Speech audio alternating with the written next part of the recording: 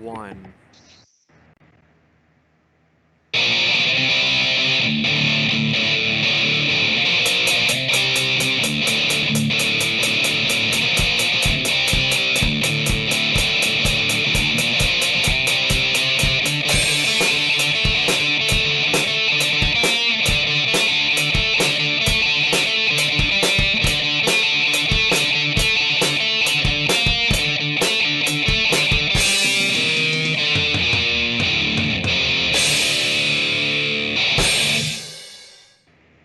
Right.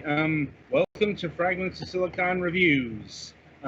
This week we've got two games. First up, we got Owlboy. So this is actually kind of it's kind of been out for a while, actually. Remembering it came out at the beginning of November of last year. Yeah, November 1st, what the Steam page says. So the reason we're reviewing it now is because, we actually have an interview scheduled with various members of the studio. I know at least two of them are showing up. Not exactly sure what the final ensemble is going to be, but the point is we're interviewing them at the end of the month. So they gave me a copy of Owlboy, in the process. And since the thing that we do is we review the games, here we are. Now, we only got one code, but Galax purchased his copy of Owlboy some time ago. Yeah, I saw a quick look at the game, and it looked up my alley and also very nice looking. So I figured it would probably be worth it to try to play, and then turns out we get to review it. So I had a copy. Right.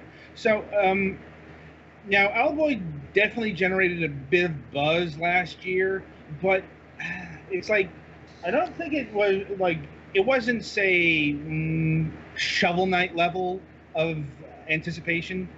Certainly not. I don't think this was a crowdfunder, which is Shovel Knight was, so. Something of that level. But, it definitely was more notable than, say, like last week's Owl's Awakening. That's nothing against Owl's Awakening, but this game has been anticipated for many years, and I mean like 8 or 9 years. It's been, it was in development for 9 years, starting in 2007. Yes. Apparently, and for a fairly small studio, too. Well, I mean, that's kind of one of the reasons why it took so long to get this game out. In fact, I mentioned this game back in our Square Enix collective interview not too long ago. Because this game is hand-drawn animation, and it's not. I mean, it's pixel art, but it's very hand-done. It's not like a really simply tiled pixel art game. It's very detailed and. If you play this game, you will see why it took 8 years. I mean, it's very fluid. It's very detailed, very expressive animation. It's, you don't see this level of animation in a lot of games for a reason. The character you play as, whose name is Otis, is a mute. This is actually not just like haha mute protagonist. He's actually like in universe is mute, and people make fun of him for it and stuff. But you still get a lot of characterization out of him from just his facial expressions and stuff. Yeah, it's like, I think the last 2D game I played with this level of detail was perhaps Dust and Elysian Tale.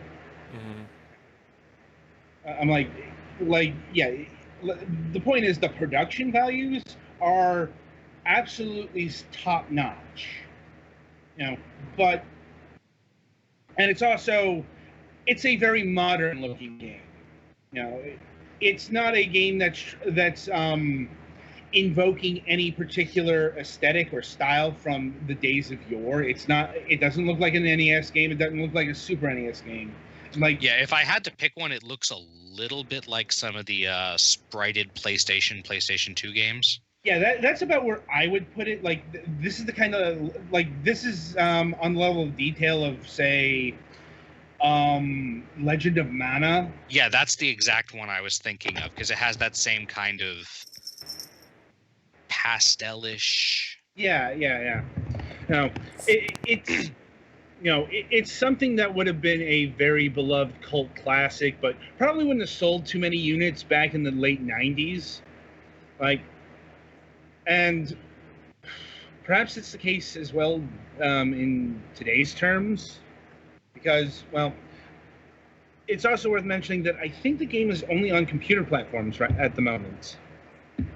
Like, Yeah, I haven't seen it on anything else. Yeah, they said they want to bring it to consoles, what I'm seeing on some of the stuff on Google and whatnot, but I guess they're having trouble. I guess we'll find out in the actual interview.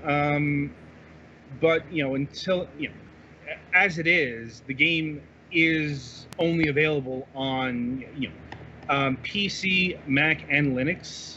I think they put out a Linux version not too long ago, or a Mac and Linux version came out January 26th. So, but yeah, this game has been in the works for a long time, but it's not just about the visuals, because what about the gameplay? Well, I'm pleased to say that I'll it's one of, I hesitate to use the word platformer because it's called a platformer, but it's not really a platformer. It's difficult to have jumping puzzles when you can fly freely. They do manage it in a few areas because the owl cloaks apparently don't work properly when wet. But right. But the point is, you're not doing a lot of platforming. You're not doing, like, there are waterfall areas where you're doing actual jumping, but it's more like you've got a free range of movements. I believe they cited one of the inspirations for this game. Like, this came from Kid Icarus, the final level. Mm-hmm. So it's a 3D action adventure game, but like if you're coming here for platforming, that's not the name. The name of the game is puzzle challenges. Yeah, like figuring out exactly. Sometimes there's timing stuff. The way it works is you have Otis himself, who really can't do all that much. He can fly around, which is obviously very important, and he has a spin attack that he can smack into things. But the most important thing is that pretty early in the game, you gain a teleportation relic that lets you teleport various support characters who are called gunners to you to use them to shoot at things. And even Otis's spin attack can do something you can't do with some of the guns. But like Getty, who's Otis's best friend, has a accurate, fast-firing, fairly long-range, actually, blaster that can break through some things but can't do other ones. You get a bigger guy later on who has a way more powerful gun, but it has a cooldown, and there are some things it doesn't work very well on. And in between shots, it has a pilot light that you can use to burn vegetable obstacles. You will be needing to do that. Yeah. And then there are other characters. There's at least one other character you get. I think there are some temporary ones too. Unfortunately, I was not able to finish the game, so I don't know all of the stuff. I'm like in the middle of it. It's like we don't always get enough time to complete the game. Like I've been told that Owlboy is a bit on the short side. It will last you, say, more than 8 to 10 hours. Like, I'm thinking like it's about 12 hours or something like that. And I'll note that's like the main game. There are side quests. Like in every area, there's an amount of Buccaneery coins that you collect for various items and upgrades. Yeah, it's how you get health upgrades, and also there are a couple of cosmetic hats you get, which can lose pretty quickly because they get knocked off. Yeah, you lose them when you get hit. Yeah. So they can serve as a check for if you get hit during a thing, if you want to try to do that run. I'm willing to bet there's an achievement that you complete the game with your hat on. Well, you can re-equip them if you go back. Oh, yes. Yes. Seems like the kind of thing that would be based around an achievement. And I think there is at least one other like the last relic or the second to last relic actually has a useful purpose, but I don't know what it is because obviously I didn't get that. Yeah, like believe me, sometimes we really wish we completed the games, but Yeah, I'm still gonna try to play this some more because it's really good. well, I mean, you also spent money for it. Yeah, that too. Well, it's worth considering because we're not quite there, but pricing is a factor. Mhm. It's like, um, but But yeah, the controls for this, I had a little bit, and Adam did too. The game does not always immediately recognize controllers, and I would recommend playing this with a controller with a dual analog setup because you can fly in analog directions, and also when you're holding something, you can throw it in analog arcs. Yeah, and not so much a spoiler alert, but the throwing mechanic is pretty major, especially when you get to enemies who can't be defeated any other way. Of which there are, plenty. And even enemies that can be defeated other ways, they're often easier. Like there are some in the second dungeon, there are some like fire wall crawly lizard things that will turn to face you, and their heads are bulletproof. So you have to kind of try to shoot them in the butt if you want to do that. But also, if you get a bucket of water and throw the water at them, they turn to stone and just kind of crumble. Right. Though sometimes there is only one way to defeat a creature. Sometimes that's part of the puzzle aspect. I'm thinking like those gold urchins. Oh yeah, those freaking things. Those are a pain in the ass. Yeah, and the metallic bats that they can only be defeated by explosions. And all metallic, not just the ones with the masks. I'm not sure about all. Like both are defeated by explosions. Yeah, well, the ones with the masks you can spin into, and then the mask falls off. Right. I just tended to explode them. Yeah. Because, geez, that shotgun is... I read this thing, I was looking up some stuff about this game. Apparently, in development, when you get the guy with the fire gun, apparently, initially, his thing was too good, and they would just stop using Getty when you got him. So the solution that they went with that, instead of nerfing him, they made his gun even more powerful, but gave it a cooldown. Yeah, I noticed that. So this is when you're fighting him you fight him in a fight before you do it, it just shoots like an arc of fireballs, and that's what I was expecting to get.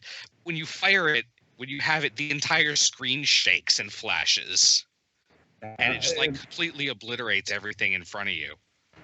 But the cooldown is like 30 seconds or something like that? Yeah, it's a long cooldown, so you're intended to then switch back to the other guy if you need to keep attacking, or else just avoid stuff.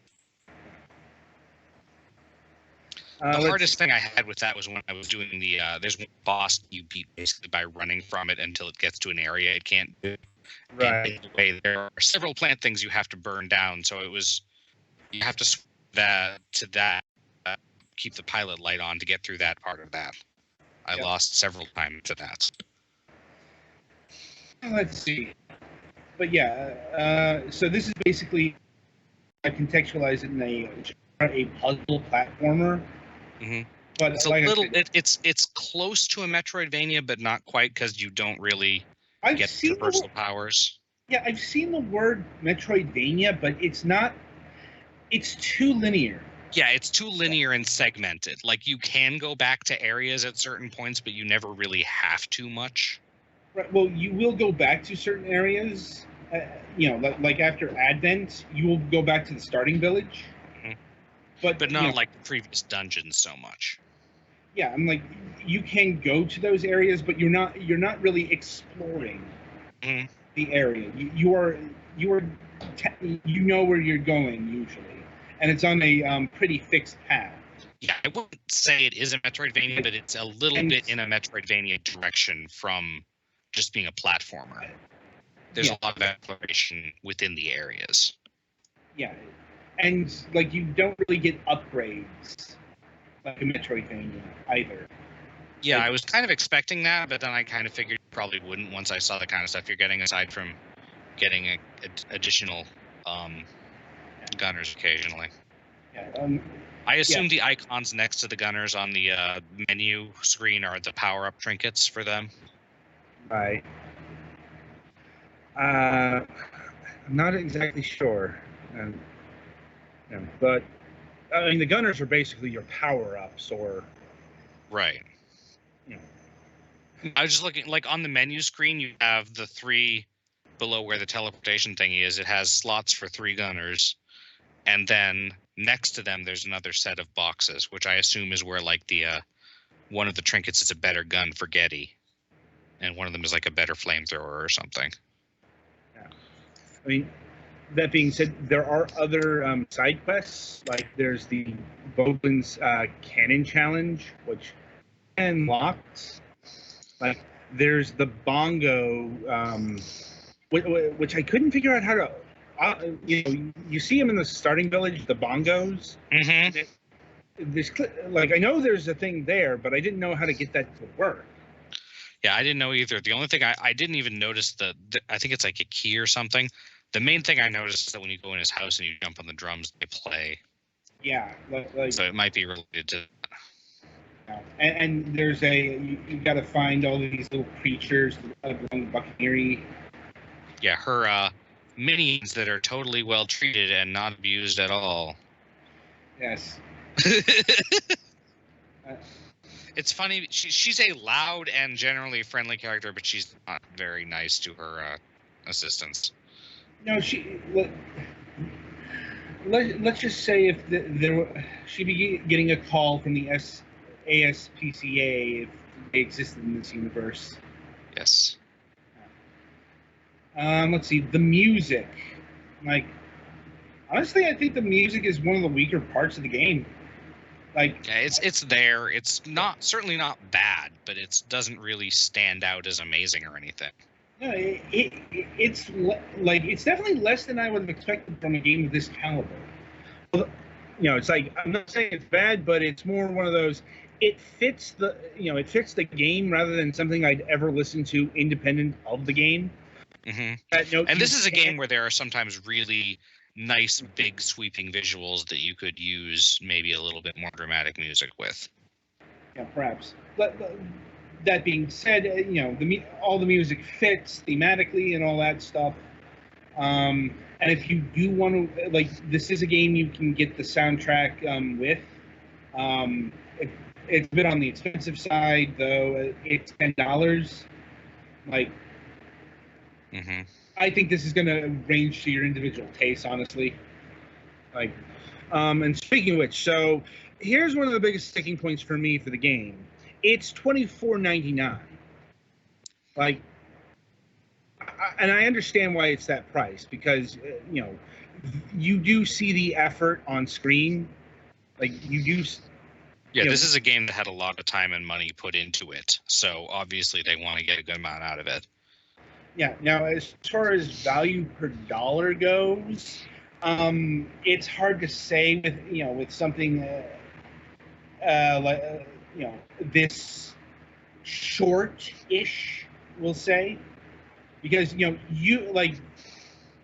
because $25 is really expensive for a platform style game in this day and age. Mm-hmm. Especially a digital on Steam and all that stuff. Right. Expecting to pay $10 to $20. And I'm going to say, yes, this is worth it at that price. Although, you really, you may want to be a supporter of the developer or something like that. You kind of have to buy into what the game is selling, so to speak, visually. Yeah, I think this game is it's worth that, but I would not blame people who wanted to try to get it on sale or something, because it is just a high price out there. This is a high value game, I think. Yeah, and it's nothing against the game itself, because, like I said, I think $25 is the right price for a game that has this much effort into it. It's just, the nature of the market, hasn't really dictated that price point, is maybe the most workable in the world. I'll be honest, like, I don't know how well it's selling right now. We'll definitely get that when we interview the devs. I really do hope it's doing well, though, because this is a really nice game that deserves to get noticed. Yeah, like I said, it certainly got a bit of notice last year. Like, I certainly knew it was coming out. But like I said, it didn't feel like it had a hype wave like say Bloodstain had, or something that was funded on Kickstarter. Yeah, I think that's part of the problem, is that this is a just done by the studio thing. Crowdfunding entails inherently building a certain amount of hype from a community, and this game didn't benefit from that.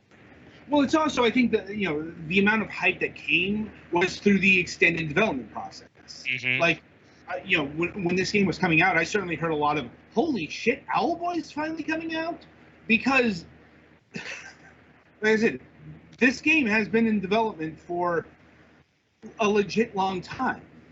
Yeah. Like, saying. And if it was a Kickstarter, people would be really mad if it took 10 years. In fact, actually, I'm pretty sure that when this game started development, Kickstarter wasn't a thing, so... No, crowdfunding wasn't a thing at all. I'm not just talking about, when it exploded in 2012. I think Kickstarter got founded in 2009 at most. I'm like, Kickstarter was certainly not around in 2007. Hell, the indie scene in general was just picking up during those days. Yeah, Kickstarter was founded in April 2009 when this game was already like 2 years in development. So, and obviously they didn't need it because they finished the game without it. So, yeah, as far as a ranking goes, it's one of the best games I've played this year. Granted, yeah. It's only February, but I'm like, it's like a 9.5 game. Yeah, this hits a lot of my buttons, even aside from that, and I'm slightly concerned that it might end a little bit before I'm ready for it to, because I read that it's on the short side. But what it is really, really pretty and smooth and enjoyable. Yeah, like the controls and the design and everything are just off the charts. Yeah, and I'm not good. A lot of the stuff in this game is on the triggers, everything except for like swapping partners, jumping, and spin attack. And I'm not normally good with that. But in this game, they have enough ease. Like, one of the buttons is for firing, but if you don't have a guy, it'll teleport the guy to you. A lot of games with this control scheme I would have had trouble with. I did not have trouble with this.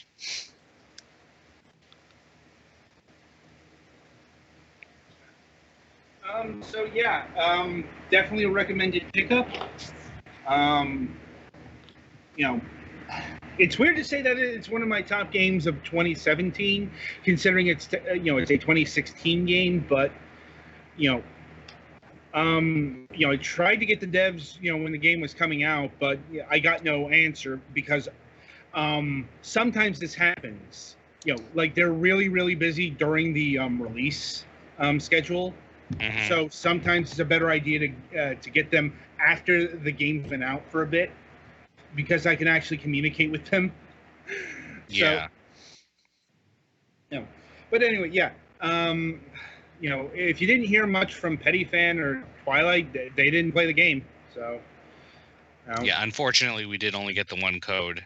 I wouldn't have even been able to play it if I didn't already have it. So.